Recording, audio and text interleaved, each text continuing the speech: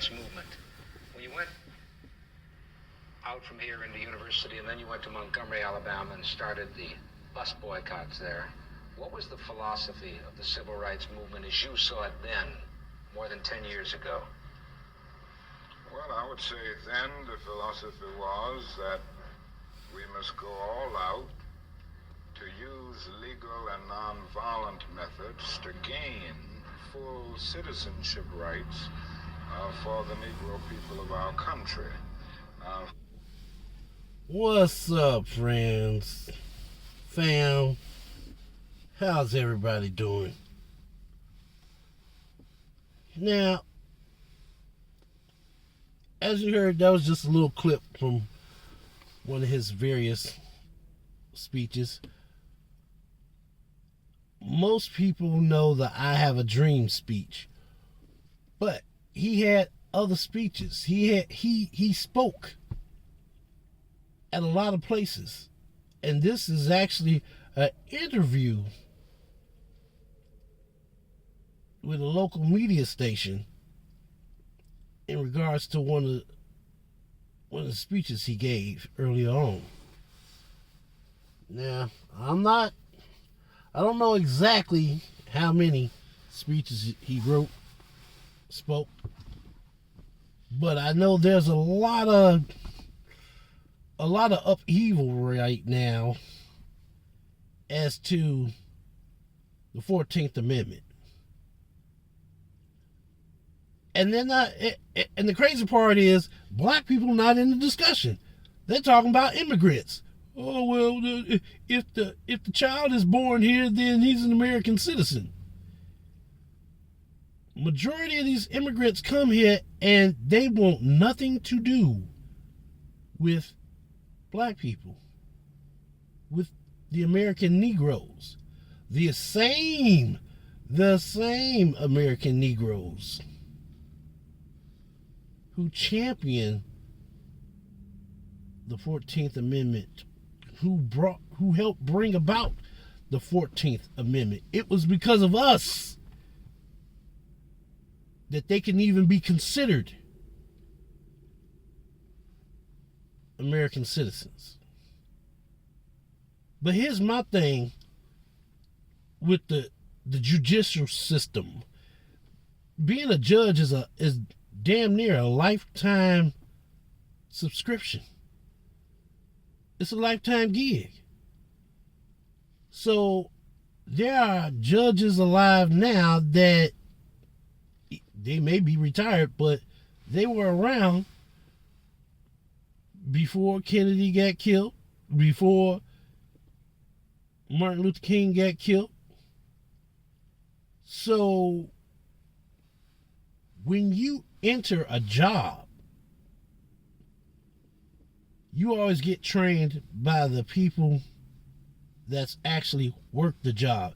And it's the same thing with being a judge. It's the same thing with being a police officer. Some senior that's already been there is going to try to guide you as far as how things should be done. But the way things are done isn't always a reflection of what's written in the books. So, with that being said, I'm going to let the Reverend talk. Of course, that particular struggle and that philosophy centered on breaking down all of the barriers of legal segregation. So I would say that in that period, the basic thrust for the gaining of citizenship rights for Negroes was to end the humiliation surrounding the whole system of legal segregation. This hydrogen water bottle is going viral. It slows down. Dr. King, was there something peculiar to the place where you started and the kind of people you attracted? I mean by that, there was a strong attachment on the part of your parishioners in Montgomery to the church. They were older people, weren't they? Yes, I would say by and large they were older people who participated in the boycott because they were the ones using the bus. us more than anybody else. And Montgomery was a community predominantly church-centered, so that it was very easy to get to the vast majority of Negroes because they were in some way connected with a church in the community. Sir, in addition to your commitment to the idea of nonviolence, wasn't it also the only thing you could do, the white community having the monopoly on violence, that if you had tried violence, they would have met it with violence? It was the only device open to you, wasn't it? Well, I'll put it another way, that morally, I was led to nonviolence because I felt that it was the best moral way to deal with the problem. We were seeking to establish a just society. And it was my feeling then, and it is my feeling now, that violence is certainly much more socially destructive, and it creates many more social problems than it solves. So I was led to nonviolence for deep moral reasons. Now, there is no doubt about the fact that in our struggle in Montgomery and all over the United States for that matter, nonviolence is also practically sound. It would just be impractical for the Negro to turn to violence. He has neither the instruments nor the techniques of violence. We are about 10 or 11% of the total population of the nation, and I would say we're about 1/10 of 1% of the firepower. So it would just be totally impractical and unwise and unrealistic for the Negro to think of violence. Well, I saw this in the beginning in Montgomery, but this wasn't the basic reason that I turned to nonviolence and that I believed in it as a philosophy. I turned to it because I felt that it was the morally excellent way to deal with the problem of racial injustice in our country. Is there something about nonviolence that made it, and I use that in the past tense, that made it more useful among Southern Negroes than the ghetto Negroes of the North? I wouldn't say there's anything that makes it more useful to Southern Negroes. I think it is true that we've had more nonviolent movements in the South because the problem for many years was more crystallized and, in a sense, more visible in the South. We didn't have many civil rights activities on a massive scale in the North until 3 or 4 years ago. So I would say that we just haven't had a chance to experiment on a broad scale with nonviolence in the northern ghetto. I have the feeling that nonviolence is as applicable and workable in the northern ghetto as it is in the South. There's a larger job there. The frustrations at points are much deeper. The bitterness is deeper. And I think that's because in the South we can see pockets of progress here and there. For the most part, I believe that. But doing my research, there was brutality against the Northern Negroes, just as it was for the Southern Negroes. Only difference is, in the South, they was out and about and didn't care who knew that they being racist white people were lynching black people. They didn't care. Everybody knew it. Even the judges, the police, the congressmen, all the politicians, they knew. They knew, in most cases, they knew exactly who was doing it. But did they make any arrests? Did they tell them to stop? No. Up north, they try to be discreet about it. The state that I live in has a case on file of a man being lynched. And to date, I have no information as to what happened after that. Reporter, a black woman, reported it, and I don't know. I just did. It's a long, long trail of paperwork, and then it just stops. It just stops. But that's usually the case when a black person is maliciously and unjustly murdered. They don't care. They try to hide it and put it up under the rug, so to speak. So this bothers me because, again, people are at Trump's throat about some of the decisions he's making. And as far as the economy, I might make a separate video about that. But as far as the economy, people worried about prices going up, but prices have always gone up. The only difference is when it was inconvenient for black people, nobody complained. Nobody said anything. Oh well, let the black people suffer. We're better than them. But now, y'all done let the monster out of the cage. Now, everybody's going to suffer. And y'all losing y'all goddamn minds. Oh my gosh, this Trump. No. Y'all want to throw around the word recession, and black people are like, we was in a recession? When? Because we've always been in a recession. We've always been in a recession. We've always had to try to survive on little or nothing. Now that it's hitting mainstream America, now it's a problem. Well, guess what? That's what happens when you're dealing with cancer. It starts off small, and if you keep ignoring it, it's going to grow. It's going to expand until it consumes everything around it. Y'all made this monster, so y'all deal with it. I'm gonna sit this one out. But as far as this civil rights thing, I've sat back and I've listened to different cases throughout history where the judicial system, knowing full well what the documentation, knowing full well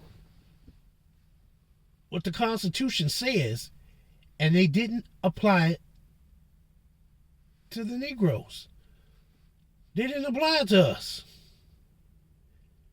And of course you have those people who knew what was going on, had the power, the authority to change things, and they didn't. You can't... One executive order could have gotten black people 40 acres and a mule. We shouldn't have to pay to get land. And then we got to turn around and pay taxes on that land? Really? But then you'll bring over immigrants from other countries and give them money, food stamps, a place to stay. What was all this energy decades ago? 50, 80 years ago. I mean, don't get me wrong. We as a people, we good at coming up. But damn, we gotta work 3 times as hard to get what everybody else in America got. And then you gonna just turn around and just give some people some shit? We don't know if they got good health. We don't know if they got a criminal record from wherever they fleeing from. And clearly we got criminal elements that then came in. So I'm at a loss. But let's continue. We've really made some strides that are very visible, and every Southern Negro knows that he can do things today that he couldn't do 4 or 5 years ago. Wherein in the North, the Negro sees only retrogress. And he doesn't find it as easy to get his vision centered on his target, the target of opposition, as he does in the South. Consequently, this is made for despair and at many points cynicism, a feeling that you can't win, and it simply means that we've got to develop in the North a massive job of organization and mobilizing forces and resources to deal with the problem in the urban ghettos of the North, just as we've done it in the South. In the South, particularly in Alabama, you had visible villains. Jim Clark. Have you ever wondered why we apply deodorant to our armpits immediately after getting out of a shower? It's because a shower with soap is pretty terrible at control. Sorry about that. I'm trying to speed past all these commercials and I'm not catching all of them. Bull Connor, cattle prods, police dogs. But in the North, you don't have those visible villains. Isn't it hard to get your people aroused and directed at something that isn't visible? Well, that's exactly right, and this is what I was saying when I said it's harder to see a target. In the South, in the nonviolent movement, we were aided always, on the whole, by the brutality of our opponent. It isn't the same way in the North. The other thing is that you don't have legal segregation in the North as you do in the South. So it is much more difficult to get people to see exactly what you're doing, but it isn't an impossible job.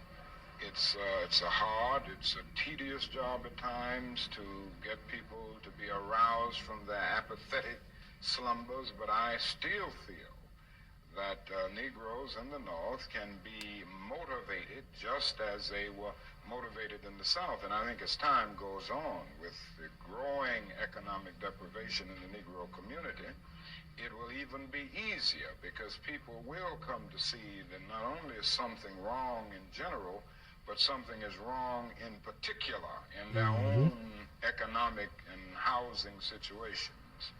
Well, what is it? I mean, how do you find it? It's very subtle in the North, is it not? It's subtle, but it's becoming much more visible. Anybody can see that the schools are more segregated in the North today than they were in 1954 when the Supreme Court rendered its decision declaring segregation unconstitutional. Anybody can look around the ghetto and see that ghetto schools are predominantly segregated and devoid of quality. Anyone who moves through a major ghetto of our country will see the housing conditions. People don't have to be reminded that they are forced to live in slums in many instances, and they're often rat-infested, vermin-filled slums. And it isn't too hard to see the exploitation that the Negro confronts in the ghetto, where he is forced to pay more for less and constantly trying to make ends meet, but because of... Now, this is decades before I was born. This is decades ago when this man is speaking these truths. And a lot of this stuff is still going on today. And these politicians and judges act like it was an isolated incident. Really? Isolated incident? I call bullshit. I call bullshit. Martin Luther King said it then. And it's still happening now. But nobody wants to make a move until it's election time. Then they want to criticize you when you don't vote for who they want you to vote for.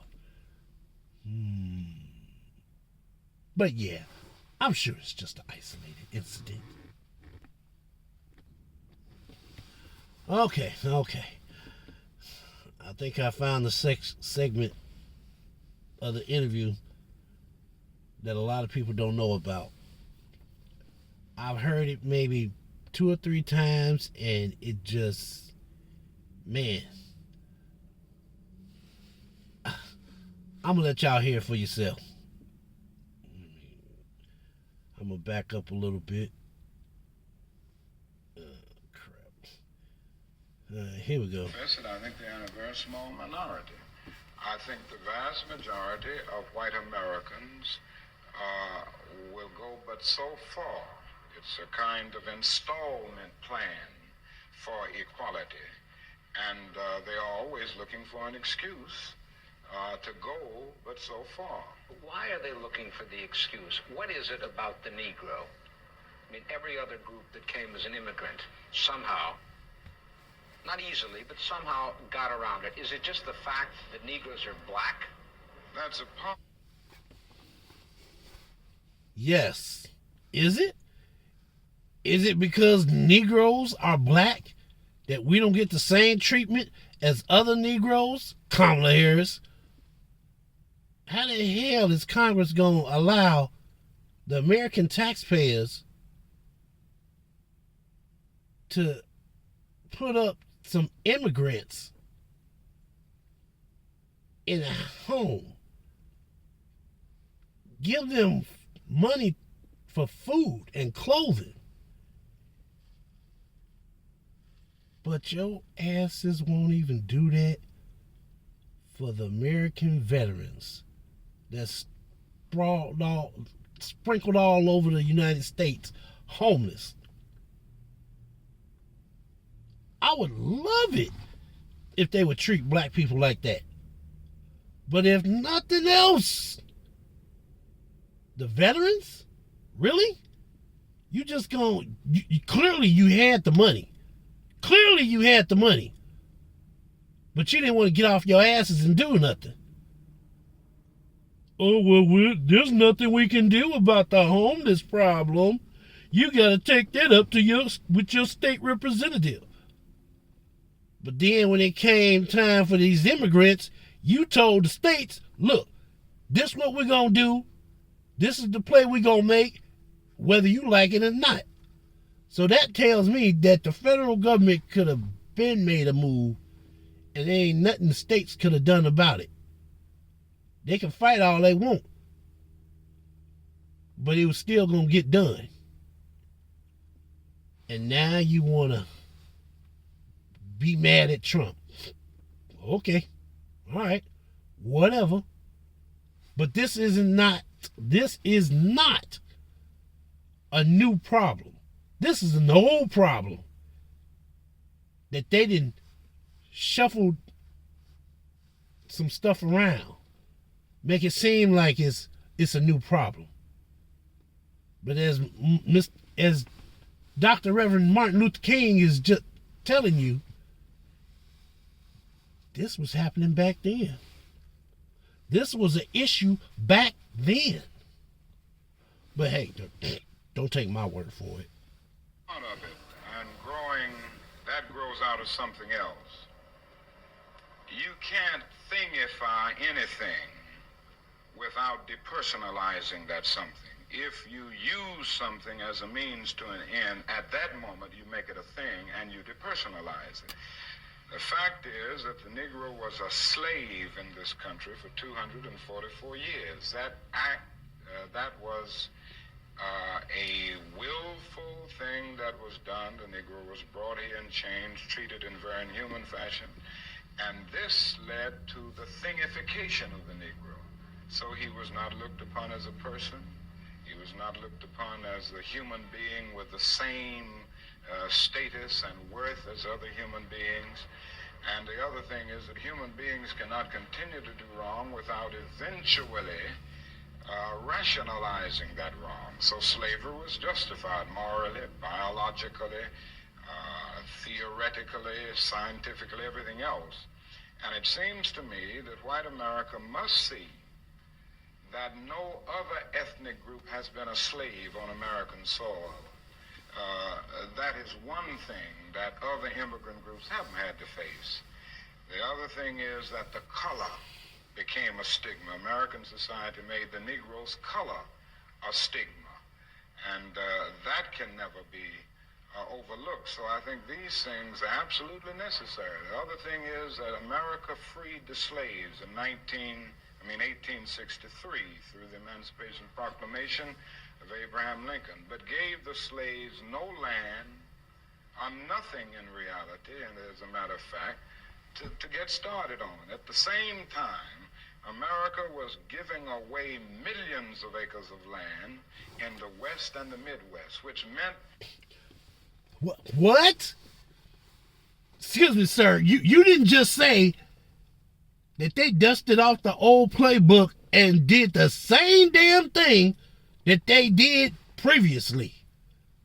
They didn't give black people shit, but yet and still, they opened the doors for all the light to white looking immigrants. They didn't do shit for the countless number of homeless veterans. But for the immigrants, come on over. You know, I was completely just, when I heard that they created an app for the immigrants, so they'll have someone to contact when they get over into the United States. Really? An app? They developed an app for the immigrants? Really? But as I said before, this is nothing new. This is not a new phenomenon. This is something that the United States has done before. And because nobody challenged them on it, they never took it out off the books. They just didn't use it. See, when they want to do something that they know is bogus as hell, they don't want to tell nobody what they're doing until the last minute, until it takes on a life of its own and it can't be stopped. I can't believe they did that. I can't believe they would treat us like that. If you people were paying attention, Martin Luther King told you what was going on. Malcolm X told you what was going on. Fannie Lou, she told y'all what was going on. And you talk about women's rights, oh wow, that's a whole nother video. But overall,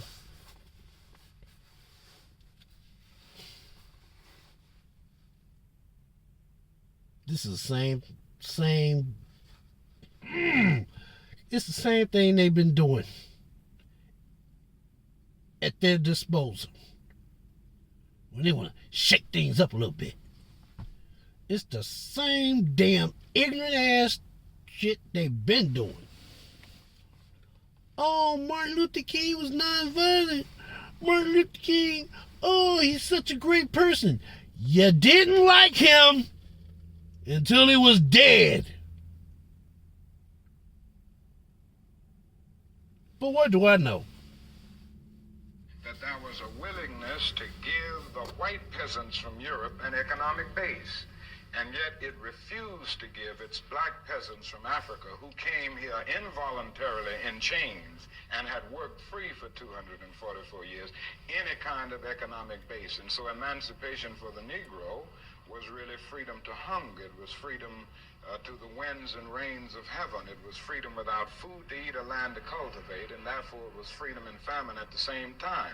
And when white Americans tell the Negro to lift himself by his own bootstraps, they don't look over the legacy of slavery and segregation. I believe we ought to do all we can and seek to lift ourselves by our own bootstraps. But it's a cruel jest to say to a bootless man that he ought to lift himself by his own bootstraps. And many Negroes, by the thousands and millions, have been left bootless as a result of all of these years of oppression and as a result of a society that deliberately made his color a stigma and something worthless and degrading. Apart from wanting to live better, which all of us want to do, to raise one's children in a better way, to be better, does the Negro in America know what he wants to be? I'm convinced that almost every Negro in this country, other than those who have been so scarred by the system that they've become pathological in the process and we all have to battle with pathology. Nobody really knows what it means to be a Negro unless one can really experience it. And I know we all have to battle with this constant drain of a feeling of nobodiness. But in spite of this, I think the vast majority of Negroes in this country know that they want to be people, they want to be men. They want equality, period. It just boils down to that. And we haven't been able to be people. We haven't been men because of all of the conditions that we've lived with and the syndrome of deprivation surrounding conditions, whether it's in housing, in the economic area, or in schools, or in the vicious credit practices that we face in the ghetto, and all of the problems of closed doors and constant defeats. But in spite of all this, I think we all know, basically, that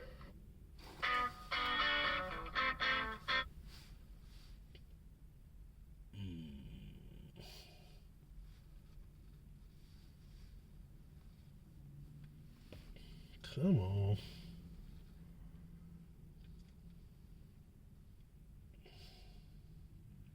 This one won't, this is one of the ones that just play through. Yeah, let's speed this up a little bit. Yeah, there we go. I think we all know, basically, that we want to be men. We want to be persons judged not on the basis of the color of our skin, but on the basis of the content of our character. But you know that many young Negroes don't want anything that smacks of the American white middle class. But do they want something that smacks of whatever is the black middle class? Or do they just not want bourgeois values, which after all are the basis of this democracy? Well, I think we have to see what they are saying. I would be the first to agree that integration does not mean giving up everything that has an Afro-American taint, so to speak, a background. I think there are certain unique things within any culture and certain cultural patterns that when you get to the process of amalgamation can really lift the whole culture. And it seems to me that integration at its best is the opportunity to participate in the beauty of diversity. I think the other thing that we've got to see is that these young people are saying that there must be a revolution of values in our country. As Jimmy Baldwin said on one occasion, what advantage is there in being integrated into a burning house? And Jimmy Baldwin, I know who you're talking about. He's talking about James Baldwin. He was a great he was a writer. I can't pronounce the word right now, but he was a very, very good writer. I would put him up there with people like Maya Angelou. But yeah, this ain't nothing new. What they doing now, they've done it before. And he talking about this in the 60s. What is it now? 2024? 2025? 2025. And he was talking about this in 1960s. How many politicians are still actively working in Congress that were alive and adult age then? How many politicians? Nancy Pelosi, maybe. She look old as hell. Chuck Schumer, maybe. Definitely old turkey neck. I can't remember his name, but that man was, whoa. He's a Republican. I don't like him. Not because he's a Republican. I just don't like him. because decisions that he's made. But anyway, let's continue so we can go ahead and wrap this up. I feel that there is a need for a revolution of values in America, because some of the values that presently exist are certainly out of line with the values and the idealistic structure that brought our nation into being. Unfortunately, we haven't been true to these ideals, and many of the values of so-called white middle-class society are values that need to be reviewed and re-evaluated, and in a real sense, they need to be changed. So I think the young people in the Negro community who are raising these questions are raising some very profound questions about our total society. In other words, they are saying that there must be a restructuring of the architecture of our society where values are concerned. And with this, I would agree with. So in the quest for integration, I think we can offer our whole nation something, because there are three evils in our nation. It's not only racism, but economic exploitation of poverty would be one, and then militarism. And I think in a sense, and in a very real sense, these three are tied inextricably together, and we aren't going to get rid of one without getting rid of the other. When you stood on the Lincoln Memorial that day in August '63, and you said, "I had a dream," did that dream envision that you could see a war in Asia preventing the federal government doing for the Negroes, preventing the society doing for the Negroes, that which you think had to be done? No, I didn't envision that then. I must confess that that period was a great period of hope for me. And I'm sure for many others all across the nation, many of the Negroes who had about lost hope, saw a solid decade of progress in the South. And in 1954, which was, 64, 1963, 9 years after the Supreme Court's decision to be in the March on Washington, meant a great deal. It was a high moment, a great watershed moment. But I must confess that that dream that I had that day has at many points turned into a nightmare. Do I need to back that up? Do I need to replay that part? What did he say? The dream, in many ways, has become a nightmare. But they won't tell you about that. Now, I'm not one to lose hope. I keep on hoping. I still have faith in the... But I must confess that, 64, 1963, 9 years after the Supreme Court... We're going to hear that one more time. March on Washington meant a great deal. It was a high moment, a great watershed moment. But I must confess that that dream that I had that day has at many points turned into a nightmare. Now, I'm not one to lose hope. I keep on hoping. I still have faith in the future. But I've had to analyze many things over the last few years, and I would say over the last few months. I've gone through a lot of soul-searching and agonizing moments. And I've come to see that we have many more difficult days ahead, and some of the old optimism was a little superficial, and now it must be tempered with a solid realism. And I think the realistic fact is that we still have a long, long way to go, and that we are involved in a war on Asian soil, which, if not checked and stopped, can poison the very soul of our nation. Dr. King, even if there had not been a war in Asia, would you still not have had this nightmare insofar as the Negro movement for equality then touched on two things that the white community holds sacred: their children and their property? Oh, I have no doubt that we would have encountered great difficulties, great problems of resistance, if the war had not been in existence, so that I'm not going to say that all of our problems will be solved if the war in Vietnam is ended. But I do say that the war makes it infinitely more difficult to deal with these problems. When a nation becomes obsessed with the guns of war, it loses its social perspective, and programs of social uplift suffer. This is just a fact of history. What?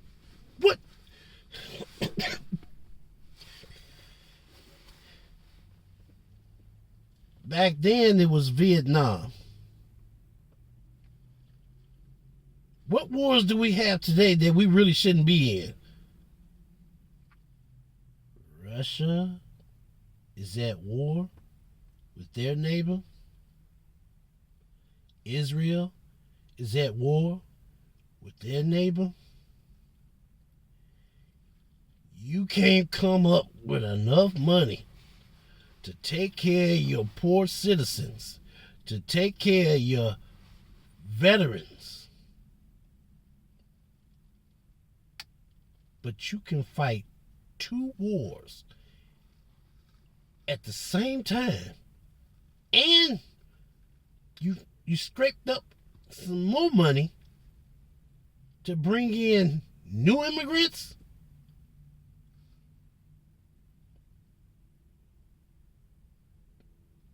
Wow.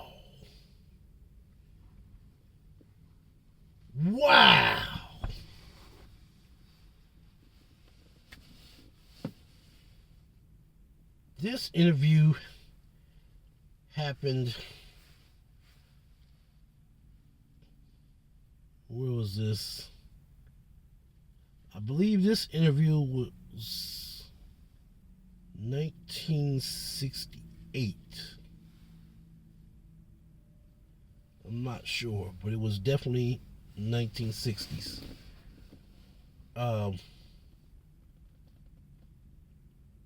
He made a lot of...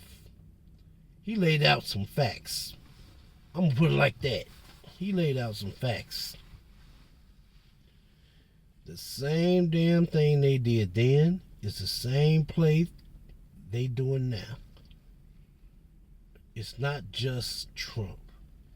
It's not just the Republicans. It's the Democrats as well. And that's something people don't seem to understand. When these decisions are made, it's not just one group making the decisions, because the other group has to put their 2 cents in. Bills that go into law, there's a compromise. One group wants something to be in there, another group wants something taken out, and the American people get stuck in the middle. They're not doing it for us, they're doing it for them. What's in their best interest. It sucks. This is not a new development, people.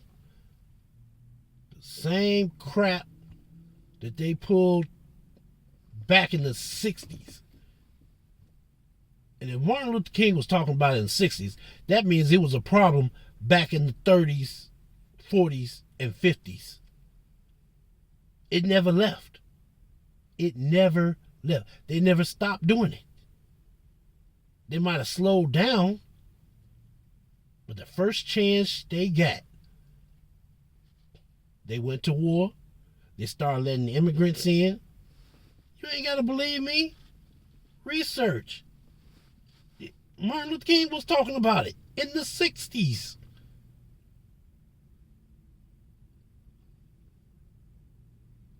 They didn't love that man until he was dead. That's a damn shame. But they'll try to give him kudos. Oh, he was such a brave person to battle all these injustices and evils, and yeah, right. Whatever.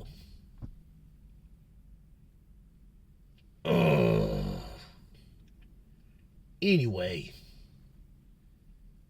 that's going to end this video for today. It might seem like I was on a rant, and you're right. I was. So, that being said,